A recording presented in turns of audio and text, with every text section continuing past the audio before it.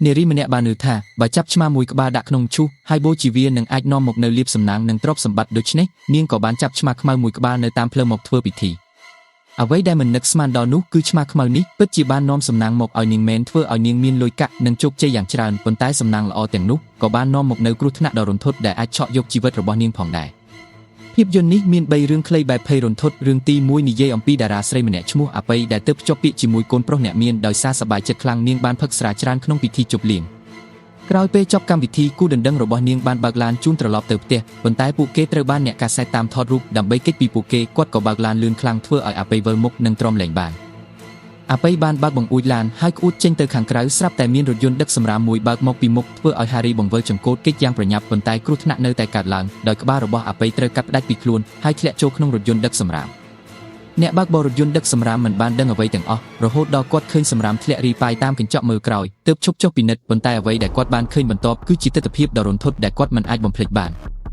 ខណៈអ្នកបើករថយន្តដឹកសម្រាមកំពុងរើសសម្រាមដែលធ្លាក់រីប៉ាយស្រាប់តែគាត់ទៅសម្លេងចម្លែកមួយពីក្រោយខ្នងពេលងាកទៅមើលគាត់ឃើញស្ត្រីម្នាក់កំពុងកាយសម្រាមដូចជាកំពុងស្វែងរកអ្វីមួយ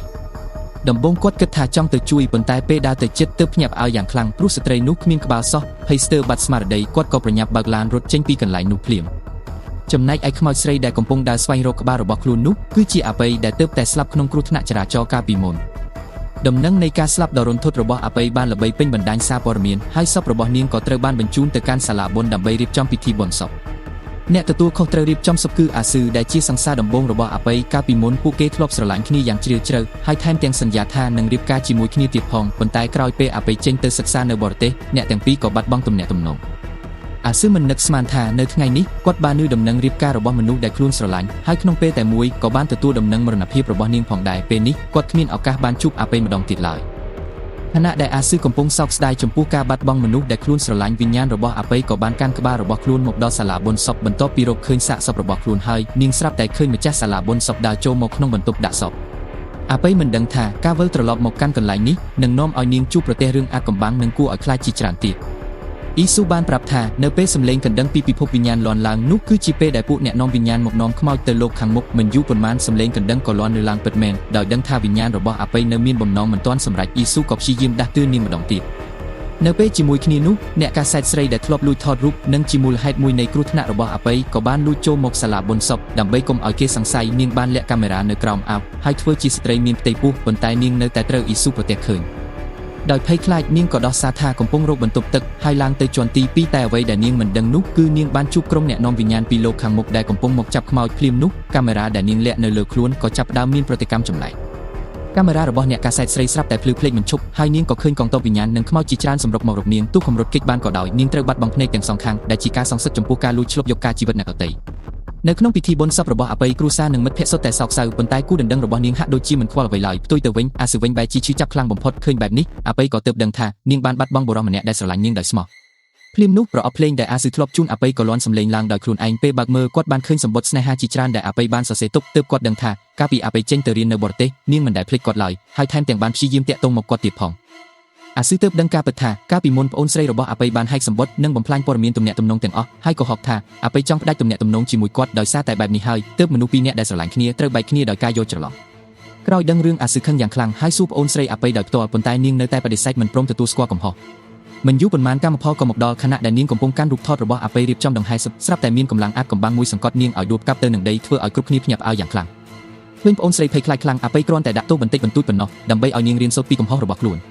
បន្ទាប់ពីដង្ហែសពអាប៉ីចេញទៅអាស៊ឺក៏កាន់ការនិងប្រអប់ភ្លេងដែលនាងចូលចិត្តឡើងទៅលើដំបូលអគារដោយសម្រេចចិត្តបញ្ចប់ជីវិតខ្លួនឯងដើម្បីទៅជួបនាងនៅលោកម្ខាងទៀតប្រហែលជាស្នេហាដ៏ស្មោះស្ម័គ្ររបស់អ្នកទាំងពីរបានធ្វើឲ្យស្ថានសុខអាណិតអាសូរនៅពេលអាប៉ីលោកដៃជូតទឹកភ្នែកឲ្យអាស៊ឺអ្នកទាំងពីរក៏បានជួបគ្នាម្ដងទៀតហើយស្នេហាដែលឆ្លងកាត់ទាំងជីវិតនិងសេចក្តីស្លាប់ក៏បន្តទៅមុខទៀតបន្ទាប់មករឿងទី2ចាប់ផ្ដើមជាមួយនារីម្នាក់ឈ្មោះស៊ូវីងដែលមានចរិតស្ងៀមស្ងាត់និងរស់នៅជួយការងារក្នុងហាងក្រដាសសែនរបស់មីងនាងប៉ុន្តែនាងមានសមត្ថភាពអាថ៌កំបាំងមួយដែលមនុស្សធម្មតាមិនអាចដឹងបានស៊ូវីងមានសមត្ថភាពពិសេសមួយគឺអាចមើលឃើញវិញ្ញាណដែលមនុស្សធម្មតាមើលមិនឃើញថ្ងៃមួយខណៈនាងកំពុងទៅឲ្យចំណីឆ្មានាងបានឃើញបុរសម្នាក់រត់កាត់ទាំងភ័យស្លន់ស្លោពេលងាកមើលទៅក្នុងផ្លូវតូចមួយនាងក៏ប្រទះឃើញខ្មោចស្រីម្នាក់ឈរនៅទីនោះប៉ុន្តែពេលមើលម្ដងទៀតវាបែរជាបាត់ខ្លួនទៅវិញនៅយប់នោះស៊ូវីងបានទៅជាមួយមីងរបស់នាងដើម្បីដឹកសម្ភារៈក្រដាសសែនទៅកាន់សាលាបុណ្យសពដោយមិនដឹងថារឿងអាថ៌កំបាំងថ្មីកំពុងរងចាំនាងនៅទីនោះពេលទៅដល់សាលាបុណ្យសពមីងរបស់ស៊ូវីងឃើញតូម៉ាជាងខ្វះម្នាក់ក៏ប្រញាប់ចូលលេងភ្លាមហើយឲ្យស៊ូវីងយករបស់ទៅដាក់ខាងក្នុងតែម្នាក់ឯង ប៉ុន្តែពួកគេភ្លេចថាសាលាបុណ្យសពជាកន្លែងដែលមានវិញ្ញាណច្រើនបំផុតខ្មោចដែលចូលចិត្តលេងល្បែងការនៅរស់ក៏មកចូលរួមលេងជាមួយដែរអ្នកលេងទាំងអស់ចាប់ផ្ដើមឈឺស្មានិងធ្ងន់ខ្លួនចម្លែកដោយមិនដឹងមូលហេតុសំណាងល្អអ៊ីស៊ូបានឃើញថាមានវិញ្ញាណកំពុងជិះលើស្មារបស់ពួកគេហើយក៏ស្រែកដេញពួកវាចេញភ្លាមអ៊ីស៊ូបានស្ដីបន្ទោសពួកវិញ្ញាណលេងល្បែងហើយប្រាប់ឲ្យពួកវាចាក់ចេញពីកន្លែងនោះពេលដឹងថាកំពុងលេងម៉ាជាងជាមួយខ្មោចមនុស្សគ្រប់គ្នាក៏ភ័យហើយនាំគ្នាចាក់ចេញភ្លាមមីងរបស់ស៊ូវីងក៏ត្រូវត្រឡប់ទៅផ្ទះទាំងមិនអស់ចិត្តប៉ុន្តែចាប់ពីថ្ងៃនោះមកនាងហាក់ដូចជាសំណាងអាក្រក់ជាប់ខ្លួនលេងល្បែងប៉ុន្មានដងក៏ចាញ់ទាំងអស់យប់មួយខណៈកំពុងអង្គុយញ៉ាំអាហារពេលយប់ទាំងអារម្មណ៍មិនល្អនាងក៏បាននិយាយប្តីប្រពន្ធមួយគូកំពុងនិយាយអំពីវិធីរកលុយនិងខ្លាចជាអ្នកមានក្រោយពីគេនិយាយថាការបូជាឆ្មាខ្មៅអាចនាំមកនៅលៀបសំណាងមីងរបស់ស៊ូវីងក៏ចាប់អារម្មណ៍ភ្លាមខណៈកំពុងគិតរកឆ្មានាងស្រាប់តែប្រទះឃើញឆ្មាខ្មៅអានេថាមួយក្បាលដែលស៊ូវីងតែងតែឲ្យចំណីជាប្រចាំដោយសារចង់មានបានមីងក៏ចាប់ឆ្មានោះយកទៅផ្ទះហើយរួមជាមួយប្តីធ្វើពិធីដ៏សាហាវដោយដាក់វាចូលក្នុងឈូសតូចមួយបន្ទាប់មកពួកគេបានយកវាទៅតម្កល់លើអាសនៈបូជាហើយគោរពបន់ស្រន់ជារៀងរាល់ថ្ងៃដោយសង្ឃឹមថាវានឹងនាំលាភសំណាងមកឲ្យពួកគេអ្វីដែលមិននឹកស្មានដល់នោះគឺពិធីនេះពិតជាមានប្រសិទ្ធភាពមែនមីងរបស់ស៊ូវីងចាប់ផ្ដើមឈ្នះល្បែងជាប់គ្នារហូតរកលុយបានយ៉ាងច្រើនហើយប្តីប្រពន្ធទាំងពីរក៏សប្បាយចិត្តរាប់លុយមិនដាច់ចំណែកស៊ូវីងវិញនាងស្រាប់តែដឹងថាឆ្មាខ្មៅដែលខ្លួនស្រឡាញ់បានបាត់ខ្លួនពេលដើររកនាងបានប្រទះឃើញកណ្ដឹងរបស់ឆ្មានៅលើដីហើយក៏ដឹងភ្លាមថាឆ្មាដែលនាងយកទៅធ្វើពិធីនោះគឺជាមិត្តសម្លាញ់របស់នាងស៊ូវីងខូចចិត្តយ៉ាងខ្លាំងហើយនៅពេលនោះឯងកម្លាំងអាថ៌កំបាំងមួយក៏ចាប់ផ្ដើមលេចឡើងខណៈដែលស៊ូវីងកំពុងសោកសៅវិញ្ញាណឆ្មាខ្មៅក៏ចូលសន្ធិដ្ឋក្នុងខ្លួននាងធ្វើឲ្យភ្នែករបស់នាងប្រែក្លាយជាភ្នែកឆ្មាដ៏គួរឲ្យខ្លាចជាក់ស្ដែងឆ្មាខ្មៅបានត្រឡប់មកវិញដើម្បីសងសឹកនៅយប់មួយពូរបស់ស៊ូវីងបានជួបនារីស្រស់ស្អាតម្នាក់ដែលព្យាយាមតាក់ទាញគាត់ដោយលងនឹងសម្រស់របស់នាងគាត់ក៏ដើរតាមឡើងទៅលើផ្ទះដោយមិនដឹងថាខ្លួនកំពុងធ្លាក់ចូលក្នុងអន្ទាក់របស់វិញ្ញាណឆ្មាឡើយប៉ុន្តែពេលគាត់ចូលទៅជិតនារីនោះស្រាប់តែធំក្លិនស្អុយចម្លែកមួយហើយរឿងដ៏រន្ធត់ក៏ចាប់ផ្ដើមកើតឡើងពេលងាកមើលទៅកញ្ចក់ពូរបស់ស៊ូវីងស្ទើរតែកាំងព្រោះនារីស្រស់ស្អាតដែលគាត់កំពុងអប់នោះបែរជាសាកសពលួយដ៏គួរឲ្យខ្លាចគាត់ភ័យស្លន់ស្លោរត់ត្រឡប់មកផ្ទះវិញហើយប្រញាប់យកស្លឹកក្រូចមកបណ្ដេញវិញ្ញាណអាក្រក់ប៉ុន្តែគាត់មិនដឹងទេថាគ្រោះថ្នាក់ធំជាងនេះកំពុងរងចាំពួកគេពេលមីងត្រឡប់មកពីលេងល្បែងវិញនាងក៏បញ្ជាឲ្យស៊ូវីងរៀបចំអាហារពេលល្ងាចឃើញម្ហូបឆ្ងាញ់នៅលើតុប្តីប្រពន្ធទាំងពីរក៏ចាប់ផ្ដើមញ៉ាំយ៉ាងឆ្ងាញ់ពិសាដោយមិនដឹងថាសេចក្តីសងសឹករបស់ឆ្មាខ្មៅបានចាប់ផ្ដើមហើយបន្ទាប់ពីញ៉ាំបានតែបន្តិចប្តីប្រពន្ធទាំងពីរស្រាប់តែក្អួតចេញសុទ្ធតែរោមឆ្មាភ័យនិងខ្ពើមខ្លាំងពួកគេប្រញាប់ផឹកស្រាដើម្បីលាងមាត់ប៉ុន្តែភ្លាមនោះក៏ក្អួតឈាមចេញមកវិ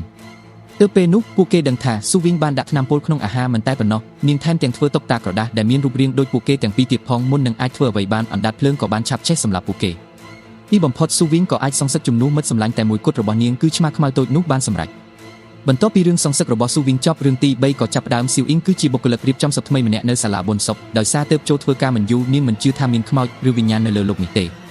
ស៊ីវអ៊ីងមានទម្លាប់ចូលចិត្តទះស្មាមនុស្សពីក្រោយហើយអ៊ីស៊ូតែងតែប្រមានថាការធ្វើបែបនេះអាចរំខានដល់វិញ្ញាណបានប៉ុន្តែនាងមិនដែលយកពាក្យប្រមាននោះដាក់ក្នុងចិត្តឡើយហើយមិនដឹងថាគ្រោះថ្នាក់ដ៏រន្ធត់កំពុងខិតជិតមករកនាង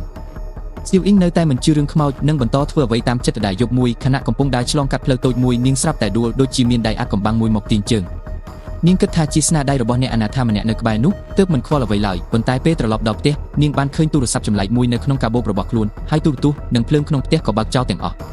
ខណៈដែលស៊ីវអ៊ីងកំពុងឆ្ងល់ស្រាប់តែមិត្តភ័ក្តិរបស់នាងលោតចេញពីក្រោយសាឡុងដើម្បីធ្វើឲ្យនាងភ្ញាក់ផ្អើលការពិតទៅមិត្តភ័ក្តិរបស់ស៊ីវអ៊ីងបានរៀបចំភ្ញាក់ផ្អើលឲ្យនាងជាមុនពេលមិត្តស្រីជិតស្និទ្ធម្នាក់ដើរមកជិតនាងស្រាប់តែធំក្លិនចម្លែកចេញពីខ្លួនស៊ីវអ៊ីងដោយសារធ្វើការនៅសាលាបុណ្យសពជារៀងរាល់ថ្ងៃស៊ីវអ៊ីងធ្លាប់នឹងក្លិនបែបនេះហើយប៉ុន្តែដើម្បីកុំឲ្យមិត្តភ័ក្តិមិនស្រួលនាងក៏ចូលទៅងូតទឹក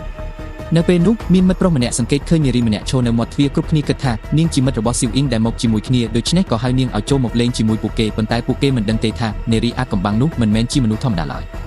ប៉ុន្តែគ្រាន់តែញាក់ភ្នែកមួយភ្លែតនារីដែលឈរនៅមាត់ទ្វារនោះក៏បាត់ខ្លួនទៅដោយអាថ៌កំបាំងគ្រប់គ្នាចាប់ផ្ដើមមានអារម្មណ៍ភ័យខ្លាចបន្តិចភ្លាមនោះមិត្តស្រីជិតស្និទ្ធរបស់ស៊ីវអ៊ីងក៏សង្កេតឃើញស្រមោលមនុស្សមិនច្បាស់មួយកំពុងឈរនៅក្បែរនោះហាក់ដូចជាមាននរណាម្នាក់កំពុងតាមដានពួកគេពីទីងឹតក្រោយពេលងូតទឹករួចស៊ីវអ៊ីងចេញមកវិញស្រាប់តែមិត្តភ័ក្តិទាំងអស់បាត់ខ្លួនអស់ខណៈនាងកំពុងឆ្ងល់ទូរស័ព្ទចម្លែកដែលនាងរើបានក៏លាន់សម្លេងសារម្ចាស់ទូរស័ព្ទឈ្មោះមីមីបានផ្ញើសារមកសុំឲ្យស៊ីវអ៊ីងជួយរក្សាទុកទូរស័ព្ទនេះបណ្ដោះអាសន្នដោយសារការជេរគ្នាមើលទៅរស់រាយរាក់ទាក់ស៊ីវអ៊ីងថែមទាំងអញ្ជើញមីមីឲ្យមកលេងផ្ទះរបស់នាងទៀតផងប៉ុន្តែអ្វីដែលស៊ីវអ៊ីងមិនដឹងនោះគឺម្ចាស់ទូរស័ព្ទដែលនាងកំពុងជេរជាមួយមិនមែនជាមនុស្សរស់ឡើយភ្លាមនោះមីមីក៏លេចខ្លួននៅពីក្រោយស៊ីវអ៊ីងធ្វើឲ្យនាងភ្ញាក់ផ្អើលយ៉ាងខ្លាំង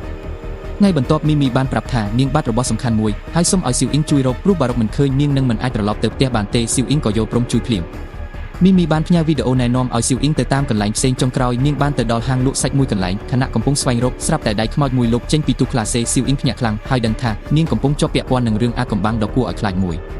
ស៊ីវអ៊ីងប្រញាប់បើកទូក្លាសេមើលហើយក៏ភ្ញាក់ផ្អើលយ៉ាងខ្លាំងព្រោះមានសាកសពនារីម្នាក់នៅខាងក្នុងពេលនោះនាងចាប់ផ្ដើមសង្ស័យថាមីមីដែលបានផ្ញើសារមកនាងប្រហែលជាបានស្លាប់ទៅហើយភ្លាមនោះសម្លេងអ្នកកាប់សាច់ត្រឡប់មកវិញក៏លាន់រឡើងស៊ីវអ៊ីងប្រញាប់បិទទូក្លាសេហើយលាក់ខ្លួននៅក្រោមតុ មិនយូរប៉ុន្មានអ្នកកាប់សាច់ក៏អូសសាកសពនារីម្នាក់មកដាក់លើតុកាប់សាច់អ្វីដែលធ្វើឲ្យស៊ីវអ៊ីងរន្ធត់បំផុតនោះគឺសាកសពនោះជានារីដែលនាងបានឃើញកំពុងនិយាយលេងនៅតាមផ្លូវមុននេះទើបនាងដឹងថាខ្លួនកំពុងប្រឈមមុខនឹងឃាតករដ៏សាហាវម្នាក់បន្ទាប់ពីបញ្ចេញកំហឹងរួចអ្នកកាប់សាច់ក៏រៀបចំលាក់បាំងសាកសពស៊ីវអ៊ីងឃើញឱកាសក៏ប្រញាប់រត់ចេញពីក្រោមតូបប៉ុន្តែអកុសលនាងបុកក្បាលបង្កសំឡេងធ្វើឲ្យអ្នកកាប់សាច់ដឹងខ្លួនភ្លាមស៊ីវអ៊ីងខំរត់គេចអស់កម្លាំងប៉ុន្តែនៅតែមិនអាចគេចផុតពីអ្នកកាប់សាច់ដែលស្គាល់ទីតាំងច្បាស់បានឡើយពេលដឹងខ្លួនម្ដងទៀតនាងបានឃើញខ្លួនឯងនៅក្នុងឃ្លាំងក្រោមដីមួយនៅទីនោះមានរូបសំណាកអាថ៌កំបាំងមួយហើយនៅលើរូបសំណាកនោះមានចង្កំសមួយព្យួរទុកភ្លាមនោះស៊ីវអ៊ីងក៏នឹកឃើញពាក្យដែលមីមីធ្លាប់ប្រាប់នាងអំពីរបស់សំខាន់ដែលបាត់ទៅ